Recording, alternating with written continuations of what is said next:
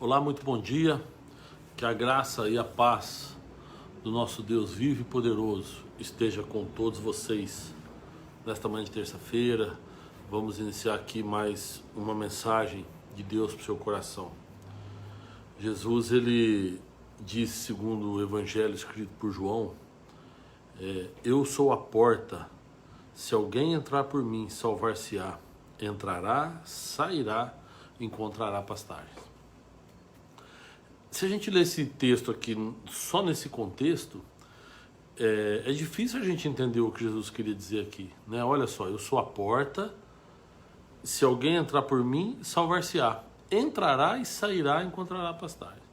Então é importante a gente ler a Bíblia dentro de um contexto geral, né? Jesus aqui ele está falando principalmente ali dos judeus que se colocavam como mestres, como guias do povo, né? E Jesus ele os confronta e diz: eu sou o bom pastor, né? As ovelhas ouvem a voz do pastor e o seguem. E ele está falando isso aqui. E quando ele fala daquele a porta, em Jerusalém, na época de Jesus, tinha uma porta chamada Porta das Ovelhas, que ficava bem ao lado do tanque de Betesda. E os pastores, eles mantinham as ovelhas ali perto, do lado de fora dos muros, e essa porta ficava também acesso ao templo, onde ficava o altar do sacrifício. Então eles iam, lavavam as ovelhas no tanque ali de Betesda, depois levava para sacrificar. Então Jesus está falando aqui o seguinte, que na verdade ele é o sacrifício, né? Então ele está falando, eu sou a porta, e a ovelha que entrar por mim, ela não vai ser sacrificada, ela vai sair e vai viver, vai salvar-se, né? Mas o que eu quero dizer para você também é uma mensagem que Deus colocou no meu coração, que inclusive no sábado, quem acompanhou ao vivo o culto de sábado, viu que eu preguei essa mensagem, que é Jesus a porta, né? Ele falou, eu sou a porta, aquele que entrar por mim, salvar-se-á. Mas ele fala, sairá, encontrará pastagem. Então, eu gostaria de ler com vocês hoje, quem puder me acompanhar com a Bíblia, mas no livro de Gênesis, a partir do capítulo 6, é a história do dilúvio. O que acontece aqui no capítulo 6 de Gênesis? Diz que, olha só, como os homens começaram a multiplicar-se sobre a face da terra, e lhes nasceram filhas, e viram os filhos de Deus que as filhas dos homens eram formosas, e tomaram para si mulheres de todas as que escolheram. Então disse o Senhor, não contenderá o meu espírito para sempre com o homem, porque ele também é carne, porém os seus dias serão 120 anos. Havia naqueles dias gigantes na terra. E também depois, quando os filhos de Deus entraram as filhas dos homens, e delas geraram filhos, estes eram valentes, que houve na antiguidade, os varões de fama. Bom, existe aqui na verdade duas correntes aí de estudiosos. Uns falam que esses filhos de Deus eram anjos caídos, anjos que vieram para a terra. Uso até o texto de Jó lá, que fala que Deus se reuniu com os anjos, Satanás veio também. Mas tem uma outra corrente que fala que esses filhos de Deus eram os filhos da linhagem de Sete, e que os homens aqui considerados eram da linhagem de Caim. Caim havia matado Abel, né, o seu irmão. Depois disso, Adão tem mais um filho com Eva, e esse filho é chamado Sete, e a partir dali começam as gerações. Os filhos de Sete, considerados filhos de Deus, e os filhos de Caim, né, considerados os filhos dos homens. Porém, existe essa outra corrente que diz que eram realmente anjos que vinham, né? Mas quem combate essa tese fala, pô, o próprio Cristo diz que lá no céu será como os anjos, que não se dão em casamento, ou seja, que seriam assexuados os anjos. Enfim, a questão aqui que eu quero mostrar para você não é essa discussão, tá? O que eu quero mostrar para você aqui é o seguinte, é que a terra se corrompeu, os homens se corromperam a tal forma que Deus decidiu destruir a terra, destruir todo ser vivente, né? Não a terra, mas todo ser vivente. Então olha só, o versículo 6 fala assim, ó, e arrependeu-se o Senhor de haver feito o homem sobre a terra, e pesou-lhe em seu coração. E disse o Senhor, destruirei de sobre a face da terra o homem que criei. Depois, desde o homem até o animal, até o réptil, até a ave dos céus, porque eu me arrependo de haver feito. Noé, porém, achou graças aos olhos do Senhor.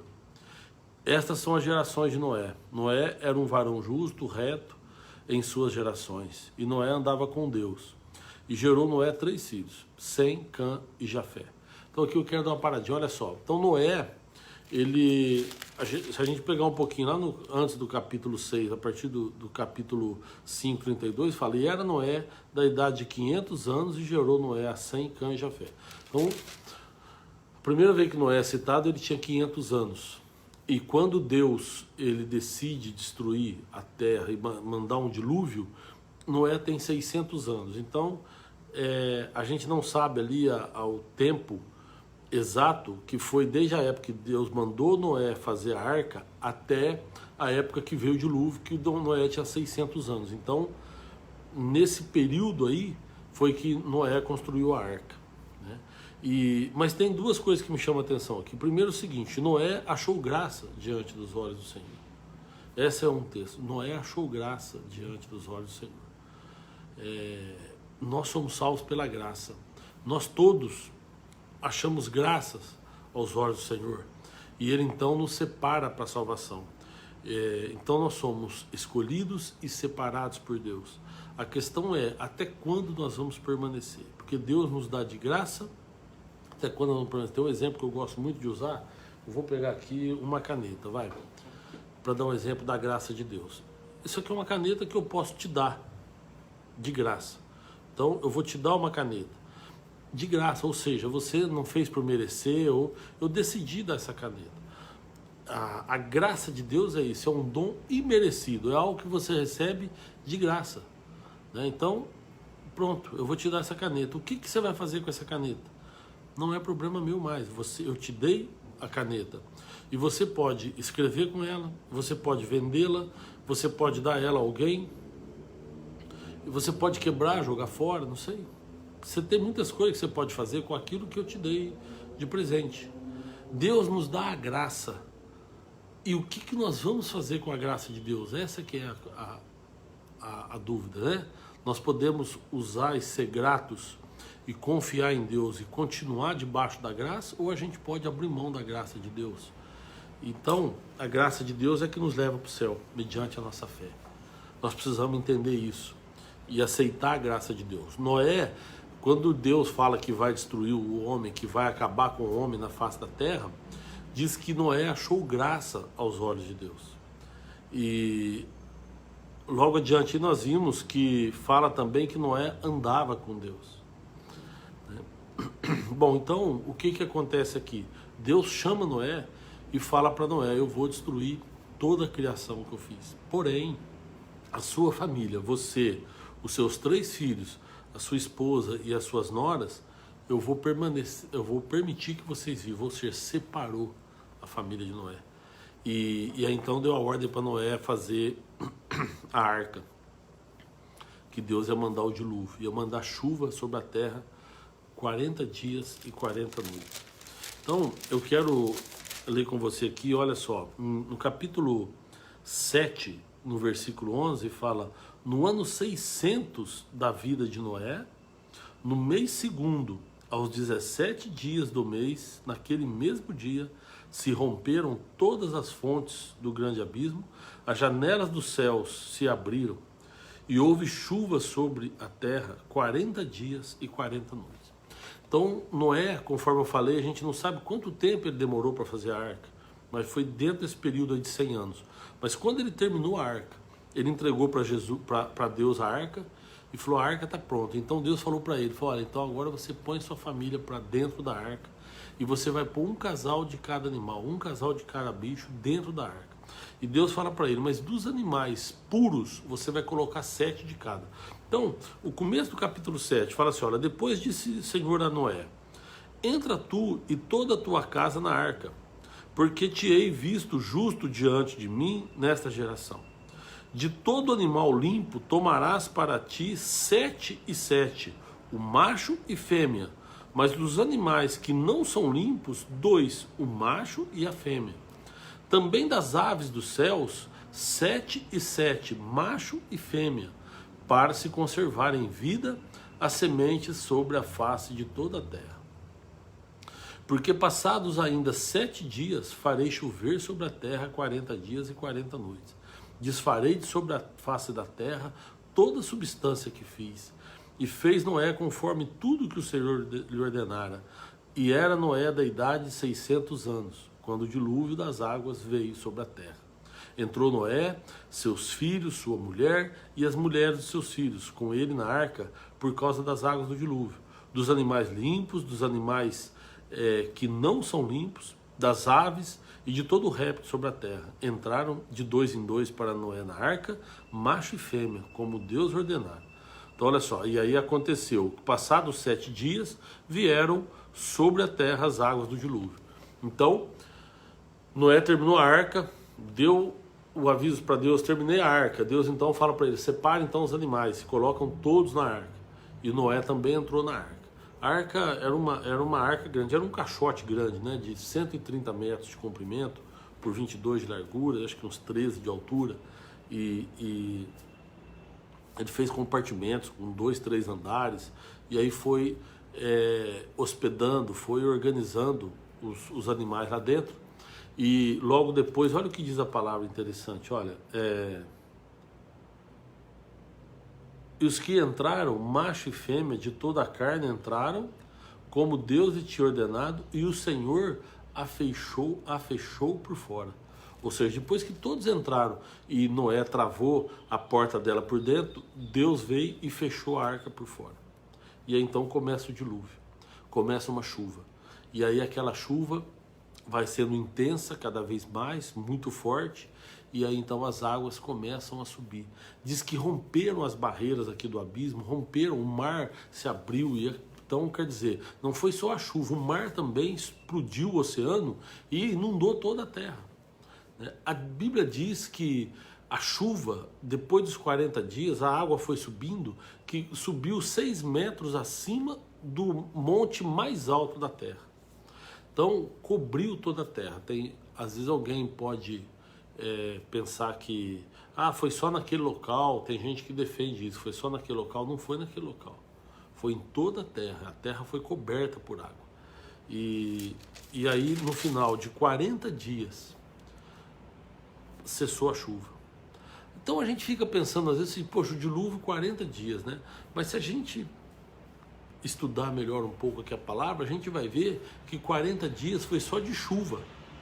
Mas que na verdade eles ficaram muito mais tempo dentro da arca, que nós vamos ver aqui agora. Eu até no sábado lá eu fiz uma comparação. Quem já andou de avião sabe, o avião, ele depois que ele pousa, depois que ele chega no destino, ele fica um tempo ali esperando as coisas se organizarem, vindo a escada, ou então o pessoal colocar aquele corredor que coloca na porta para a gente sair e poder chegar no aeroporto. Enfim, tem toda uma preparação. E às vezes a gente viaja 3 horas, 5 horas, 10 horas, não sei, e depois esperar 10 minutos ali parece que é uma eternidade. A gente fica ansioso esperando passar. Quando você vê que a viagem acabou e que a gente precisa descer, dá uma ansiedade. Eu estou falando de avião, mas talvez você tenha andado de ônibus. É a mesma coisa, quando você chega numa rodoviária, o ônibus para, você não consegue sair imediatamente, abre a porta, sai. Não, tem que ter uma preparação ali. O motorista puxa o freio, espera, vê como é que está lá, abre o bagageiro, começa, depois que libera. Mas o pessoal fica ansioso, a hora que o ônibus para, o pessoal já levanta e já quer descer. Não consegue esperar alguns minutos ali. Carro, a mesma coisa. Carro, você chega de viagem num lugar que você quer ir, a hora que para o carro, você quer descer, quer espreguiçar, esticar as pernas. Isso daí é... Mas se você tiver que esperar 1 minuto no carro, você começa a ficar ansioso. Chegou, né? Quem já andou de navio, mesma coisa, né? O navio atraca ali no porto, as pessoas ficam ansiosas para descer logo. Chegou, já quer descer. Por que eu estou dizendo isso? Porque quando termina a viagem, dá uma ansiedade para a gente, na gente, para que a gente pise no solo onde a gente queria chegar, né? E a hora que abre a porta, parece que dá um alívio, parece que é uma sensação gostosa, principalmente se você estiver indo para um lugar de seus sonhos, né? Dá aquela sensação maravilhosa. Eu tive o privilégio de ir a Jerusalém, né, mais de uma vez. E lá os guias turísticos é interessante porque quando a gente chega em Jerusalém, Jerusalém é uma cidade alta, né, porque Jerusalém ela foi construída no Monte Moriá, lá no mesmo monte onde Abraão foi sacrificar Isaac, e é no mesmo monte onde foi construído o Templo de Salomão. Ali no Monte Moriá foi construído, então, a partir dali foi construída Jerusalém. Hoje o Monte Moriá, o que tem lá na verdade é um templo muçulmano, né? Mas o Monte Moriá é o monte mais alto que tem lá, naquela região da Judéia, né? Porque tem o Monte Hermon que fica lá ao norte, da onde tem as geleiras, da onde nasce o Jordão. Mas quando a gente chega em Jerusalém, tem um túnel que o ônibus passa, e aí o guia turístico pede para fechar as cortinas do ônibus. E a gente fecha. Aí quando sai do túnel, o guia fala, todo mundo agora abre a cortina. Aí quando abre a cortina, a visão que a gente tem é Jerusalém. A gente vê a cidade de Jerusalém iluminada, coisa linda. E aí dá aquela sensação gostosa. Mas daquele ponto até a gente descer do ônibus vai um tempo. E a gente começa a ficar ansioso, a gente quer pisar no solo e tal. Bom, por que eu estou dizendo isso?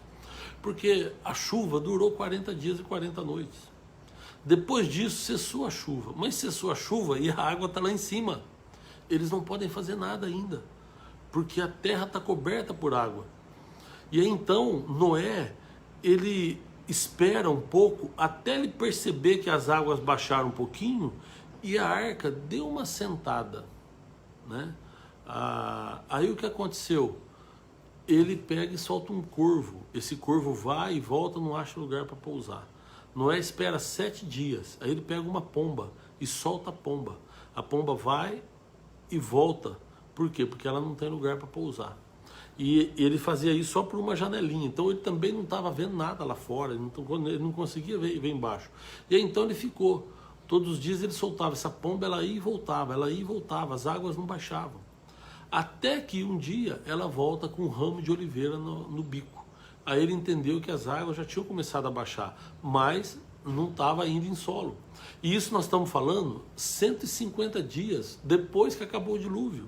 Então olha só, depois que acabou a chuva, que acabou, agora acho que nós podemos sair, eles esperaram 150 dias para ter a esperança de que a água baixaria e que a arca poderia pousar. Porém, ainda tinha muito barro e ainda tinha muita água. Então eles continuaram ali, esperando até que um dia a pomba foi e não voltou mais, ou seja, ela achou um lugar para repouso, ela achou um lugar para pousar. E Noé então tirou o teto da arca. Depois dos 150 dias ele tirou o teto da arca e ele ficou olhando para o céu, mas ele não conseguia olhar embaixo, esperando até dar o comando. Quando foi para entrar na arca, Deus chamou Noé e falou para ele, entra na arca, tu e tua família. Então eles entraram, e aí ele ficou esperando o comando de Deus. Quando baixou tudo e que estava solo seco, Deus falou para Noé, sai. E aí então ele saiu com a sua família. Olha só, o versículo 15 do capítulo 8 fala, então falou Deus a Noé dizendo, sai da arca, tu, tua mulher, teus filhos e as mulheres dos teus filhos. Ou seja, Noé ficou dentro da arca esperando o comando de Deus. Sabe quanto demorou? 371 dias. Um ano. Um ano. Do dia em que Deus mandou Noé entrar na arca até o dia que Deus deu a ordem para ele sair da arca. A chuva durou 40 dias. 40 dias parou a chuva.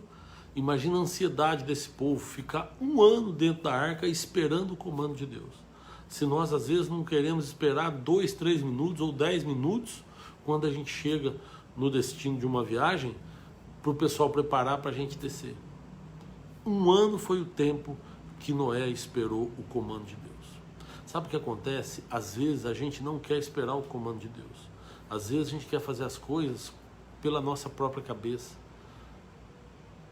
saindo da nossa própria vontade, e às vezes a gente cai na lama, às vezes a gente se suja na lama. Por quê? Porque o solo ainda não está preparado. Se Noé tivesse saído depois do dilúvio, ele teria morrido afogado. Se ele tivesse saído 150 dias depois, ele não teria sobrevivido, porque era um lamaçal geral. Mas ele só saiu quando ouviu a voz de Deus. E quando que Deus mandou ele sair? É quando o solo estava seco. E ali Noé já poderia ter, já poderia começar a produzir na terra. Tá? Então, é importante a gente esperar o comando de Deus. Importante a gente esperar aquilo que Deus quer falar para depois a gente agir. Eu repito, se Noé tivesse saído antes da arca, ele não teria sobrevivido. Ele ficou 1 ano na arca, esperando o comando de Deus. E aí a gente imagina, calor, o mau cheiro, porque tinha todo tipo de animal lá dentro, né? Então como que não devia ser ali o mau cheiro dentro daquela arca? Mas eles estavam esperando firme, ele aguentou firme, ele perseverou. Então ele foi chamado por Deus, ele foi separado por Deus e ele permaneceu. A dificuldade é permanecer. Essa é a grande dificuldade que nós temos. Permanecer. Porque nós, como igreja do Senhor, nós somos chamados e nós somos separados para Deus. Agora, permanecer na arca, permanecer até Deus dar o comando, sai, é difícil demais. E eu quero te desafiar a permanecer na presença de Deus. Se a gente pegar aqui a história, a gente vai ver o seguinte, que logo depois Noé começou a plantar, produzir a terra, e ele plantou uma vinha, e na colheita ele fez vinho e bebeu muito, estava feliz, estava alegre, e bebeu demais. E ele se despiu dentro da sua tenda, olha só, ele não estava em qualquer lugar, ele estava dentro da tenda, e ele ficou nu. E um dos seus filhos, chamado Cã, entrou e viu o pai nu. E ele foi e avisou os filhos, mas ele debochou do pai e ele não respeitou a nudez de seu pai. E o que naquela época também era muito grave, né? E o que aconteceu foi o seguinte, Cã foi amaldiçoado, Cã não conseguiu permanecer na fé. Apesar de ter sido escolhido junto com Noé, apesar de ter sido separado, ele não permaneceu. E a partir dali, Noé amaldiçoa Cã e abençoa Sem. Depois, se você pegar na história, você vai ver que todos os descendentes de Cã se tornaram inimigos de Israel, que é um descendente de Sem, né? Israel, que era filho de Isaac, que era filho de Abraão, que era filho de Tera, que era filho de Eber, tal, e que era filho de Sem, né? Eber, por daí vem o nome de hebreus, né? Os descendentes de Abraão são chamados hebreus porque são descendentes de Eber. E dessa descendência veio a linhagem de Israel, e da descendência de Cã veio a linhagem, por exemplo, dos filisteus, dos caldeus, dos amorreus, dos heteus, Canaã, heveus, jebuseus, todos esses inimigos.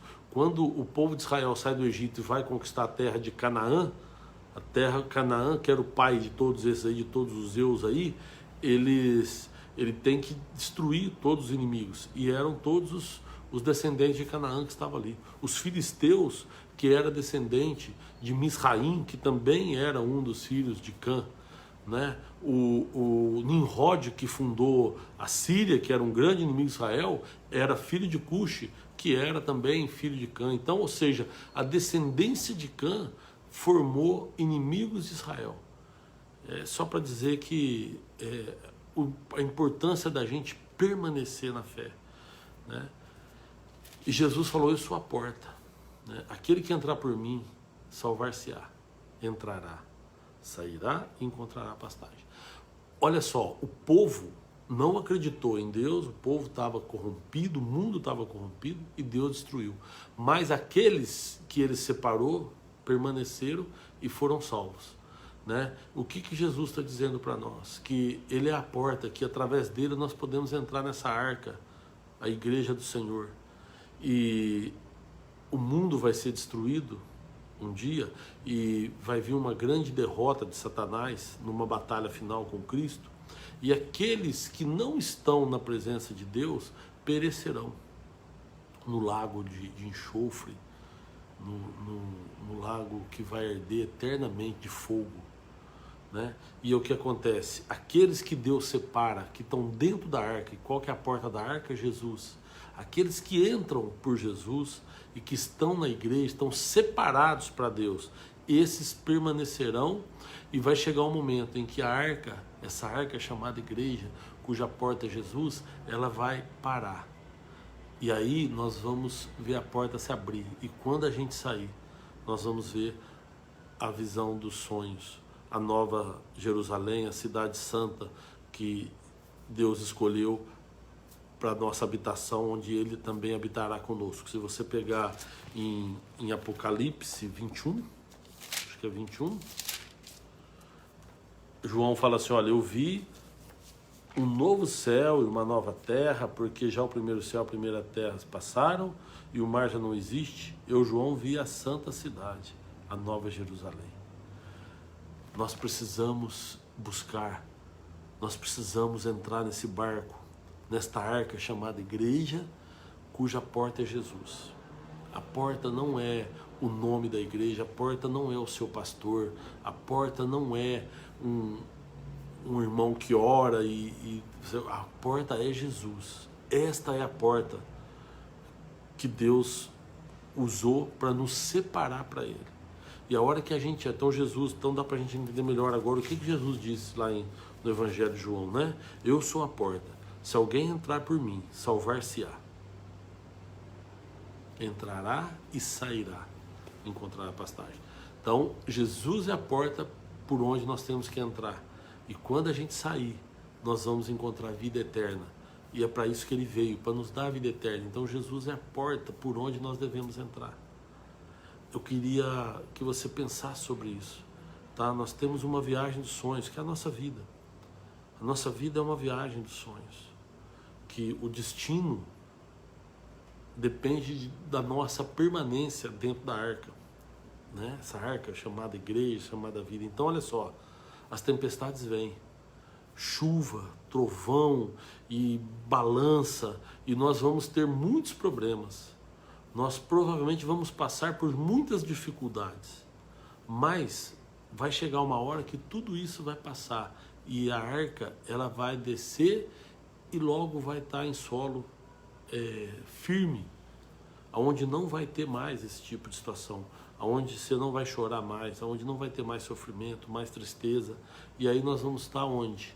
Na Nova Jerusalém com Deus. Nós vamos estar no lugar onde a arca nos levou, né? Onde Deus nos levou através da arca. E lá nós vamos ver a porta se abrir e vamos ter essa visão maravilhosa. Então que Deus possa te abençoar grandemente. Olha o que diz aqui o texto da Nova Jerusalém, olha. Aqui fala que João viu a santa cidade, a Nova Jerusalém, que ela estava ataviada como uma esposa para o marido. E ele ouviu uma grande voz que falou, eis aqui a morada de Deus com os homens, pois com eles Deus habitará, e eles serão o seu povo, e o mesmo Deus estará com eles, e será o seu Deus. Deus limpará de seus olhos toda lágrima, e não haverá mais morte, nem pranto, e nem clamor, nem dor, porque já as primeiras coisas se passaram. E o que estava sentado sobre o trono disse, eis que faço novas todas as coisas. E disse-me, escreve, porque essas palavras são verdadeiras e fiéis. Eu sou o alfa e o ômega, o princípio e o fim. A quem quer que tiver sede, de graça lhe darei da fonte da água da vida. Quem vencer dará todas as coisas. Coisa tremenda, é lindo demais, né? Foi de Apocalipse que eu tirei o nome da minha fanpage aí, quem tem sede venha, né? Porque Jesus, ele fala isso, quem tem sede venha, né? Então nós precisamos alcançar a salvação, e essa salvação vem através de Jesus.